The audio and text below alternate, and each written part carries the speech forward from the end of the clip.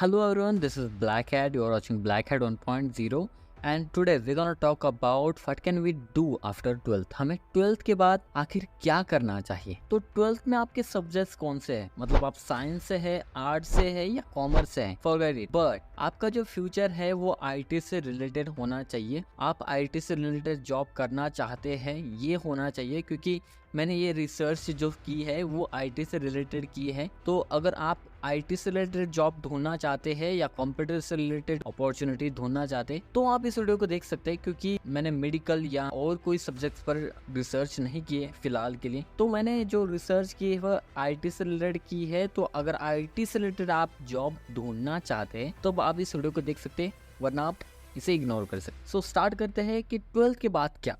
देखो, अगर एक्चुअली में बात की जाए ना तो आपको 100% गारंटेड फ्यूचर के बारे में कोई नहीं बता सकता कि हाँ ये करो, ये गारंटेड आपको जॉब दिला देगा। नहीं, ऐसा नहीं हो सकता, क्योंकि कुछ बता नहीं सकते कि फ्यूचर में जाकर कौन सा जॉब सिक्योर होने वाला है और कौन सा नहीं, क्योंकि एआई आने से तो बहुत सारी चीजें चेंजेस हो चुकी है। तो मैं आपको इस एनालिसिस पर बता रहा हूँ कि एक्चुअली में अभी जिसकी एजुकेशन बहुत कम है, बहुत कम लोग उसकी तरफ जा रहे हैं, लेकिन ट्रेंडिंग अगर देखा जाए तो उसको बहुत ज्यादा स्कोप मिलने वाला है, उसकी ज्यादा वैकेंसीज निकलने वाली है। लेकिन अभी ज्यादा वैकेंसी होने के बाद भी लोग उस तरफ नहीं जा रहे। तो इसके एनालिसिस पर मैं आपको ये सारी चीजें बता रहा हूँ, कौन से जॉब के लिए आपकी सिक्योरिटी ज्यादा होने वाली है। मैं आपको एक गारंटेड नहीं के दे सकता कि यही जॉब आप कर सकते हैं और यही जॉब आपके लिए सिक्योर हो सकते हैं इन 2025, 2026 एंड 2027। एनालाइज करके बता रहा हूँ कि ये जॉब जो है वो फ्यूचर में ज्यादा हो सकते हैं। देखो, किसी भी चीज की अगर सैलरी ज्यादा होती है तो उसमें रिस्क ज्यादा होता है या तो एजुकेशन हार्ड होता है, तो दोनों में से कोई भी हो सकता है। तो बेसिकली हम लोग बात करेंगे कि कौन सी एजुकेशन हमें करनी चाहिए आफ्टर 12 इन आई। ठीक है, मैं तो आईटी के बारे में बताने वाला हूँ। तो सबसे पहली चीज साइबर सिक्योरिटी। देखो, अगर बात की जाए ना तो 2023 से अगर 2024 तक आते समय आपको देखने को मिल जाएगा कि एआई, आर्टिफिशियल इंटेलिजेंस ने आकर बहुत सारी चीजों को फेक कर दिया है। मतलब बहुत सारी चीजें आपको फेक देखने को मिल जाती है आर्टिफिशियल इंटेलिजेंस की मदद से, और बहुत ईजी हो जाता है। ऐसे अगर चुटकी बजाते ही आपको सभी चीजें मिल जाती हैं। ठीक है, तो वो चाहे वो अच्छी हो या बुरी हो, वो सभी चीजें आपको देखने को मिल जाती। तो इसमें आती है सबसे ज्यादा चीजें जो है हैकिंग, सबसे ज़्यादा। तो हैकिंग जो होती है ना, हैकिंग मतलब ऐसा नहीं कि सिर्फ कंप्यूटर कोडिंग हो जाए, कुछ भी चीज़ें जैसे आप डीप फेस देख सकते हैं। बहुत सारे सेलिब्रिटी की डीप फेस की गए हैं, बहुत सारे वीडियोस लीक हुए हैं। ठीक है, तो ये भी चीज़ें आर्टिफिशियल इंटेलिजेंस की मदद से हुई है और ये सभी चीज़ें लोग इस्तेमाल करते हैं। ठीक है, ब्लैकमेलिंग ये वो करने के लिए। ठीक है, तो गलत चीज़ें के लिए ज़्यादा आर्टिफिशियल इंटेलिजेंस का यूज़ भी होता है और अच्छी चीज़ों के लिए तो होता है। ठीक है, लेकिन ये चीज़ें आर्टिफिशियल इंटेलिजेंस जो बनाया जाता है वो अच्छी चीज़ों के लिए बनाया जाता है। इसका लोग गलत इस्तेमाल करते हैं तो वो अलग बात होती है। लेकिन हाँ, ये चीज़ तो हमें माननी पड़ेगी, क्योंकि ये सभी चीज़ें आने से आपको जो फ्रॉडर्स है, जो हैकर्स है, उनको बहुत अच्छे से बहुत कम समय में किसी को भी हैक करने के लिए बहुत कम समय लगेगा, क्योंकि आर्टिफिशियल इंटेलिजेंस इतना आगे निकल जा रहा है। ठीक है, तो इसी वजह से आपको साइबर सिक्योरिटी, किसी लोगों की प्राइवेसी, किसी लोगों की इंफॉर्मेशन, ये सिक्योर रहना बहुत जरूरी है। चाहे वो कंपनी हो जाए या फिर किसी पर्सनल इंफॉर्मेशन हो जाए, कोई भी चीज़ हो जाए, तो ये सभी चीज़ें सिक्योर रहना बहुत ज़रूरी है। इसके लिए सिक्योरिटी एनालाइजर या सिक्योरिटी एक्सपर्ट होना जरूरी है, और ये सभी चीज़ें आपको साइबर सिक्योरिटी में आती है। तो साइबर सिक्योरिटी के लिए जॉब बहुत है जो आप अभी कर सकते हैं। अभी के लिए आप कौन से एजुकेशन ले सकते हैं, उसके एक्चुअली में सैलरी क्या है, ये हम देखने वाले हैं। अब बात करते हैं साइबर सिक्योरिटी की एजुकेशन की। तो कौन सा हमें एजुकेशन करना चाहिए साइबर सिक्योरिटी को करियर करने के लिए।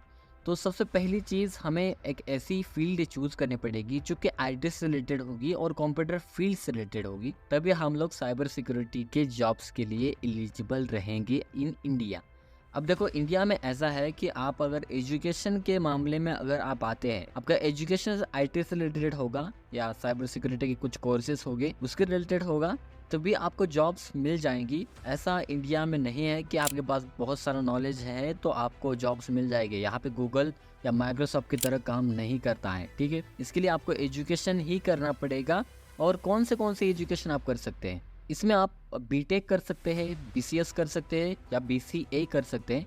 बीटेक की माने तो ये 4 ईयर का कोर्स होता है और बीसीएस या बीसीए ये 3 ईयर्स के कोर्स होते हैं। ठीक है, तो मेरे अगर माने तो आप बीटेक करें, कंप्यूटर से रिलेटेड फील्ड चूज करें। अगर आपके 12th अभी पास होने वाले हैं या अभी पास हो चुके हैं तो आप बीटेक करें, कंप्यूटर से रिलेटेड फील्ड चूज करें और आप साइबर सिक्योरिटी के कोर्स भी करने पड़ेंगे। सिर्फ ऐसा नहीं कि आप बीटेक कंप्लीट हो चुके तो आप साइबर सिक्योरिटी के जॉब्स के लिए एलिजिबल रहेंगे, नहीं, आपको साइबर सिक्योरिटी के जो कोर्सेस हैं वो भी करने पड़ेंगे और इसमें बहुत सारे कोर्सेज आते हैं। उसमें से आप जितने हो सके उतने कीजिए। कौन से कोर्सेज है मैंने लिस्ट दे रखी है यहाँ पे, आप देख सकते हैं, ठीक है। तो इसमें आप कौन से भी कोर्स कर सकते हैं। मेरे हिसाब से एक से ज़्यादा अगर आप कोर्स कर लेते हैं तब आप बहुत सारी साइबर सिक्योरिटी के जॉब्स के लिए एलिजिबल रहेंगे। मैं अगर बात करूँ बीटेक की, तो अगर बीटेक के लिए बहुत ज़्यादा वैकेंसीज रहती है। अगर 70% जॉब छूट जाते हैं तो उसमें से 30% जॉब बीटेक के लिए होते हैं। बाकी के जो जॉब है वो अदर जो एजुकेशन है उसके लिए होते हैं। तो आप BCS भी कर सकते हैं, BCA भी कर सकते हैं, लेकिन आपको सिर्फ ये तीनों जो एजुकेशन दिख रहे हैं उसके अलावा भी बहुत सारे एजुकेशन मिल जाते हैं। बहुत सारे लोग इस चीज़ को जानते हैं, ठीक है। तो इसलिए मैं आपको ये बता रहा हूँ। तो आपको सबसे पहली चीज़ BCA या BCS अगर आप कर रहे हैं तो बीटेक के साथ अगर आप 2 कोर्सेज कर लेते हैं एडिशनल साइबर सिक्योरिटी का, अगर एडिशनल 2 कोर्स कर रहे हैं तो अगर आप BCA या BCS चूज कर रहे हैं तो आपको एडिशनल 3 या 4 कोर्सेज एडिशनल करने पड़ेंगे, तब जाकर आप साइबर सिक्योरिटी के लिए एलिजिबल रहेंगे। तो जितने हो सके उतने आप सर्टिफिकेट कोर्सेज कीजिए जो आपको साइबर सिक्योरिटी के लिए जॉब्स के लिए एलिजिबल करार देते होंगे, ठीक है। कौन से कोर्सेज है मैंने तो वहाँ पे आपको लिस्ट दे रखी है, यहाँ पे आप चेक कर सकते हैं, उसमें से आप कौन सा भी चूज कर सकते हैं। अब बात करते हैं कि साइबर सिक्योरिटी में हमें कितनी सैलरी मिल सकती है। देखो, अगर साइबर सिक्योरिटी में सैलरी की बात की जाए तो साइबर सिक्योरिटी में अलग अलग फील्ड होते हैं, जैसे cyber security professional, cyber security analysis, cyber security networking. तो उसमें भी अलग अलग फील्ड आते हैं, ठीक है। तो उसमें भी आपको अलग अलग सैलरी मिल जाती है, वो डिवाइडेशन होती है, ठीक है। लेकिन अगर मैं डम्पली बहुत रेयरली अगर बात की जाए, साइबर सिक्योरिटी की सैलरी तो 6 लाख पर एनुअल से स्टार्ट होकर 32 लाख पर एनुअल के बीच में सैलरी मिल जाती है, ठीक है। अगर बहुत रेयरली अगर बहुत नीचे गया सैलरी के मामले में तो 2 लाख पर एनुअल के हिसाब से आपको सैलरी मिलनी चाहिए as a cyber security analysis, ठीक है। तो बहुत नीचे अगर जाता हो तो ठीक है 2 लाख पर एनुअल। लेकिन अगर नॉर्मली अगर बात की जाए तो 4, 5 या 6 लाख के बीच में आपको सैलरी मिलनी ही चाहिए, तभी आप साइबर सिक्योरिटी एनालिसिस है या साइबर सिक्योरिटी प्रोफेशनल है, साइबर सिक्योरिटी नेटवर्कर, ठीक है। तो मेरे हिसाब से 4 lakh to 6 lakh as a starting आपको चूज करनी पड़ेगी, ठीक है। अगर आपने सभी कोर्सेज बीटेक, BCS या और भी कोई कोर्सेज किए हैं, उसके साथ साथ CCSP, ISACA, CRISC, certificate network defender, ऐसे अगर आपने कोर्सेज किए हैं ना तो आपको जॉब्स बहुत आसानी से मिल जाती हैं, ठीक है। तो आपको ये कोर्सेज भी करने पड़ेंगे। आप अगर बीटेक, BCS, BCA कर रहे हैं तो उसके साथ साथ आपको ये कोर्सेज भी करने पड़ेंगे, तभी जाकर आपको साइबर सिक्योरिटी के जॉब्स मिल जाते हैं, गवर्नमेंट जॉब। मैं आपको गवर्नमेंट जॉब्स के बारे में बता रहा हूँ, एक नॉर्मली डम्प आइडिया दे रहा हूँ इसके बारे में, ठीक है। देखो, अगर कुछ चीज़ें हमसे अगर छूट चुकी है तो मुझे कमेंट में ज़रूर बता देना, मैं ट्राई करूँगा कि आपके क्वेश्चंस के आंसर देने का। अब देखो, साइबर सिक्योरिटी में सैलरी की अगर बात की जाए तो वो पर्टिकुलर नहीं रहती है, ठीक है। आपके स्किल्स पर वो डिपेंड होती है कि आपका स्किल्स कितना है, उस पर आपकी सैलरी डिपेंडेंट रहती है। जितना आप प्रैक्टिस करेंगे उतनी आपकी सैलरी बढ़ती रहेगी। तो इस हिसाब से आपको प्रैक्टिस करती रहनी चाहिए। IT फील्ड से अगर आप हैं तो आपको इसके बारे में बहुत सारी नॉलेज आती होगी, ठीक है। जितना आप सीखते रहेंगे उतना आपके लिए बढ़िया रहेगा IT फील्ड के लिए, साइबर सिक्योरिटी के लिए। सो ये साइबर सिक्योरिटी के जॉब्स हो गए, ठीक है। हम लोग और भी बात करने वाले थे आर्टिफिशियल इंटेलिजेंस की, लेकिन ये वीडियो बहुत बड़ी हो चुकी है तो मेरे हिसाब से यहाँ पे रुकना चाहिए। अगर आर्टिफिशियल इंटेलिजेंस के जॉब्स के बारे में अगर आप जानना चाहते हैं तो मुझे कमेंट में जरूर बता देना, इंतजार रहेगा आपके कमेंट का। मिलते हैं अगली वीडियो में, तब तक के लिए गुड बाय।